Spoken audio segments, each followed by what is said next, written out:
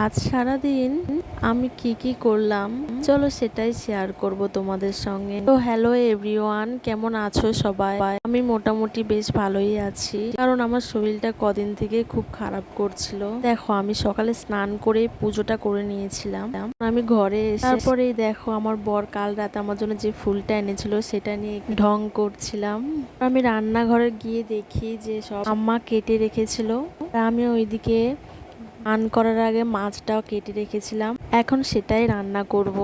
আজকে ওয়েদারটা এতই খারাপ করছে আর আমার একটু রান্না করতে ইচ্ছা করছে না আজকে, কিন্তু তাও কি করব, রান্না তো করতেই হবে।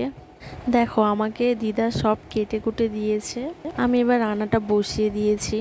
তো এদিকে আমার বাঁধাকপি বসিয়ে দিয়েছি, আর ওইদিকে আমি ইলিশ মাছ ভাপার জন্য কিছু মশলা করে নেব। আচ্ছা, আমি আগেও কয়েকটা ভিডিও করেছিলাম, তো এটা আমার ধরতে পারো অনেকদিন পরে ভিডিওটা আমি আপলোড করলাম। তো তোমরা যদি এরকম আরো ভিডিও দেখতে চাও তো আমাকে কমেন্ট করে বলতে পারো। জানো তো আমাদের এইদিকে মানে একটু করে বৃষ্টি হচ্ছে, একটু করে রোদ উঠছে। মানে এইদিকে আমি রান্না বসিয়ে দিয়ে আমি ছাদের উপর গিয়েছিলাম জামা কাপড় আনতে।